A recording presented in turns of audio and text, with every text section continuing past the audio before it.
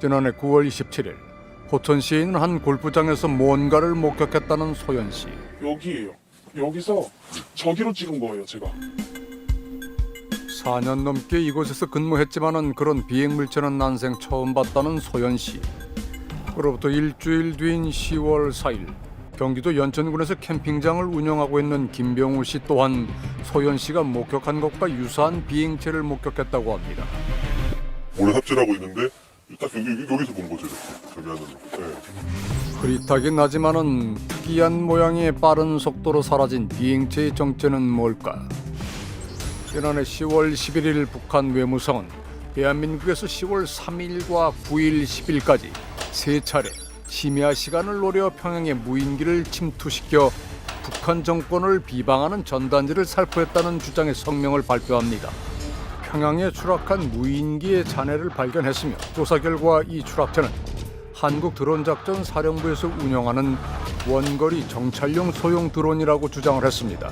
전략적으로 확인해 줄 수 없다고 표현할 수밖에 없습니다. 이후에도 정부는 안보 전략상 무인기 관련해 확인해 줄 수 없다는 입장을 고수했습니다. 그런데 비상 계엄을 선포합니다. 12.3 비상계엄 사태를 거치며 북한을 도발해 계엄 선포의 상황을 조성하기 위해 김용현 장관 주도로 평양에 무인기를 보냈다는 주장이 제기됐습니다.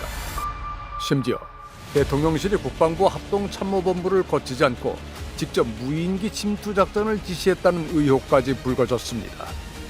진실은 뭘까? 지난 10월 20일 북한은 평양 상공에 진입했던 무인기가 백령도에서 출발했다는 조사 결과를 발표했습니다.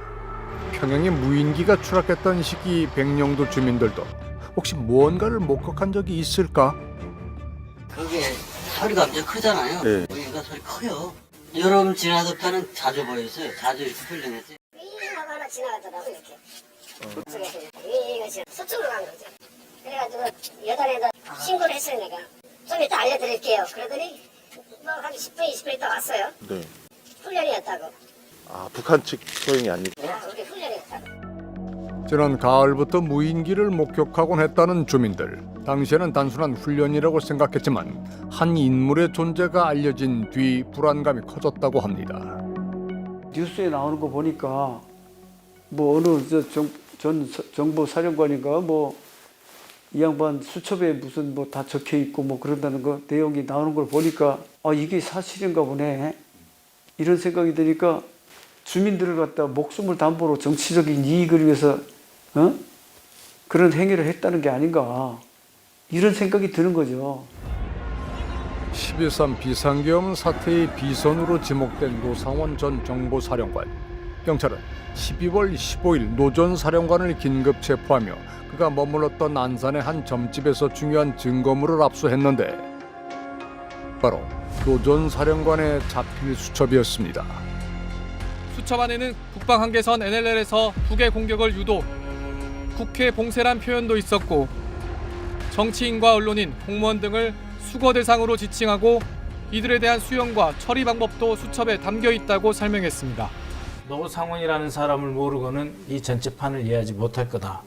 왜냐하면 거기에 있는 문구대로 진행이 됐습니다. 노상원 전 정보사령관의 수첩에서 발견된 12.3 비상계엄의 핵심 단어들. 민간인이었던 그는 어떻게 비상계엄의 비선이 될 수 있었던 걸까? 그리고 그가 꿈꿨던 백령도 작전의 실체는 대체 무엇이었던 걸까? 육사 수석 입학이라는 타이틀로 모두의 주목을 받았지만 항상 차분하고 조용한 성격이었다는 노 전 사령관. 그런 그가 조금씩 달라지기 시작한 건 소령으로 진급할 무렵이었다고 합니다. 소령 때예요, 소령 때.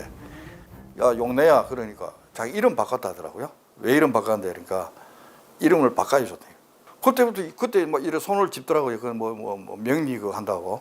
이 무렵 이름을 바꾸고 병과도 보병에서 정보로 바꿨다는 노상원 전 사령관. 그는 정보장교가 된 이후 오히려 정보장교로서는 가기 힘든 요직, 진급에 유리한 자리를 두루 거치기 시작했다고 합니다. 상당히 이례적으로 누군가 이제 그 인사권자하고 아주 긴밀한 관계를 갖지 않으면 쉽지 않은 일인데 이런 생각을 다들 해요.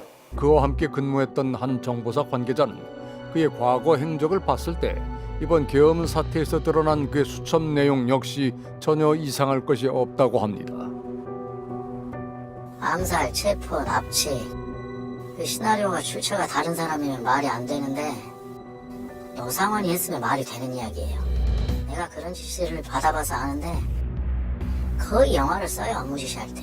지난 2018년 노상원 전 사령관은 자신이 교장으로 있던 정보학교의 여군 교육생을 성추행해 징역 1년 6개월형을 선고받고 불명예 전역을 당합니다. 군복을 벗은 후 그는 어떤 삶을 살았던 걸까? 자기가 이제 성범죄로 불명예 전역을 당하고 나서 자기 조직에 대한 배신감이 굉장히 컸대요. 그러니까 자기의 잘못을 인정을 못하는 거죠, 이 사람은. 자기에게 유일하게 연락을 받아주는 사람이 김용현 전 장관이었고. 불명예 제대를 한 뒤 모두가 외면한 노 전 사령관을 김용현 전 장관이 유독 챙겼고 두 사람 사이도 점점 가까워졌다는 겁니다. 두 사람의 인연은 언제부터 시작이 됐던 걸까? 노 전 사령관이 대위 시절에 수도방위 사령부 제55 경비대대에서 근무한 적이 있는데요.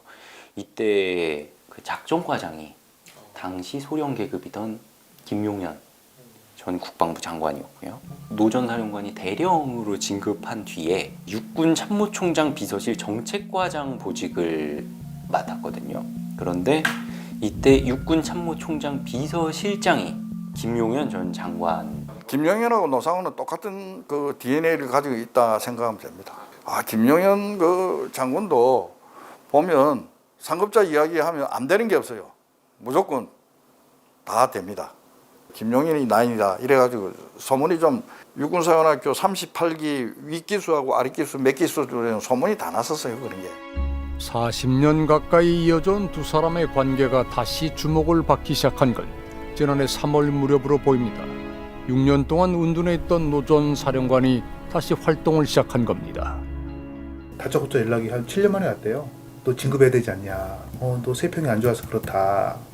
내가 잘 얘기해 줄게 라고 접근한 거죠. 진급을 위해서 내가 방첩사랑 대통령실 공직비서관실에 잘 얘기를 하려면 상품권이 좀 필요하다. 그게 현금을 좀 줄 수 있겠냐. 그래서 현금을 A라는 소령을 통해서 전달이 될 거예요. 이렇게 포섭된 장교들은 노 전 사령관의 지시대로 부정선거 관련 음모론 자료를 모아주기도 했던 것으로 전해지는데 이들 중 일부는 12상 비상계엄 사태에도 직접적으로 참여했습니다.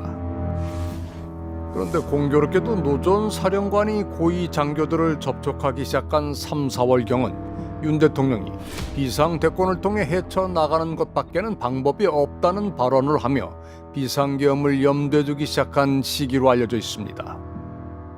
노상원이 단순히 김용현을 팔아서 김용현의 후광만으로 표를 달게 해주고 했던 건 아닌 걸로 보입니다. 이 포획된 자들에게 부탁했던 게 뭐냐면은 부정선거 관련 강의 자료인 겁니다. 그런데 윤석열이 끝까지 끈을 놓지 못하는 게 뭐예요? 부정선거죠. 노상원의 영향력이라는 것이 일개 장관으로부터 나왔다라기보다는 윤석열에서 나왔다. 비상계엄이 선포되기 석 달 전부터 정보사령부의 주요 인사들을 포섭하는 동시에 임무를 수행할 HID 요원들의 명단까지 확보했던 것으로 보이는 노상원 전 사령관과 김용현 전 국방부 장관. 12.3 내란 비상계엄의 아주 특이한 점은 HID 불행요원들이 핵심적인 역할을 했다는 겁니다. 12.12 쿠데타라든가 5.16 쿠데타나 이럴 때는 정보사 이런 데가 투입이 안 됐어요. 왜냐하면 정보사는 원체 비밀 조직이다 보니까 안 됐는데 이번에는 김용현이가 노상원을 매개로 해서 그들의 능력을 잘 알았던 것 같고 어떤 모정의 이러한 역할을 하지 않았을까. 그들이 꿈꿨던 비상계엄, 대체 그 끝에 펼쳐진 세계는 어떤 모습이었던 걸까? 사실 계엄에 정보사가 동원이 됐다라고 얘기를 들었을 때 저희는 HID라고 생각을 하지 않았어요. 왜냐하면 저희의 임무는 주소권 폭파하라, 김정은이 납치해와라, 문건을 절취해와라, 그런 게 저희의 임무지 조국 안에서 일어나는 어떤 것들을 위해 움직이는 그런 부대가 아니거든요. 선관위 인원들이 출근을 하면 체포를 해라, 데리고 있어라, 감금하고 있어. 네, 데리고 있어라, 감금하고 있어라. 뭐 이런 임무를 받았다라고. 계엄에 투입된 HID 부대원은 HID 요원 5명과 장교 2명을 포함해 모두 7명. 요원 한 명이 한 개 중대를 없앨 수 있어요. 전투력으로. 예, 그 정도의 전투력을 가지고 있는 요원들이거든요. 그래서 대여섯 명이 갔다 그러면 다른 부대의 한 개 대대들이 갔다라는 정도의 전투력이라고 생각을 하면 된다고 생각을 해요. 그들이 소수정의 HID 요원들을 계엄에 동원하려고 했던 이유는 뭘까? 공소장에 따르면 비상계엄 발령 이후 공식 수사 조직인 합동수사본부 외에 수사 2단이라는 별도의 조직을 만들어 운영하려고 했다는 노상원 전 정보사령관. 공식적인 직책은 없었으나 사실상 노 전 사령관이 수사단장 역할을 수행하려 했던 것으로 보입니다. 1대, 2대, 3대로 구성되어 있던 수사 2단. 수사경찰 중심의 1대 임무는 체포조로 보입니다. HID가 투입됐던 것은 2대와 3대인데 HID 요원 3명이 배치됐던 2대 신문조에는 특별한 임무가 부여되어 있었다고 합니다. 노상원 전 사령관을 경호하는 동시에 그가 선관위 관계자들을 직접 조사할 때 옆에서 위협을 가하는 임무를 지시받았다는 HID 요원들. 수사 2단 3대장인 정보사 정대령이 이들이 사용할 망치와 야구 배트, 케이블 타이 등을 할인마트에서 구입했던 것으로 전해집니다.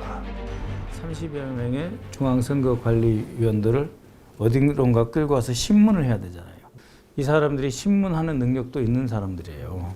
그러니까 수사 2단을 만들려고 그랬죠. 허위 진술 자백받아서 부정선거였다라고 해서 중앙선관위 홈페이지에 게시하게 만들고 그간 선거가 잘못됐다는 자백을 만들어서 선관 자체를 없애버리는 거예요. 부정선거를 자백한 인원을 노 전 사령관은 어디로 데려가려 했던 걸까? 그의 수첩 속에 있는 수고라는 단어에서 그의 의도를 짐작해 볼 수 있는 것은 아닐까?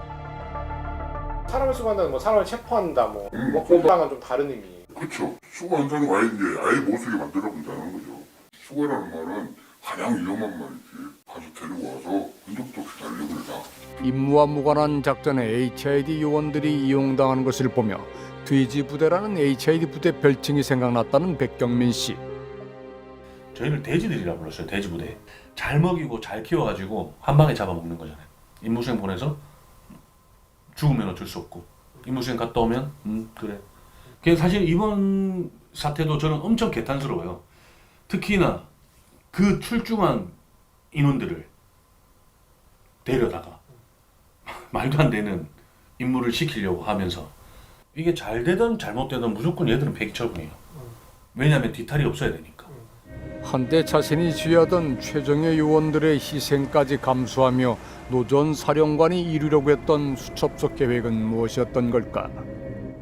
검찰은 김 전 장관 등이 국회를 무력화시켜서 별도의 비상입법기구를 창설하려고 했다고 밝혔는데요. 노상원 전 정보사령관의 수첩에 적혀 있었다는 비상입법기구.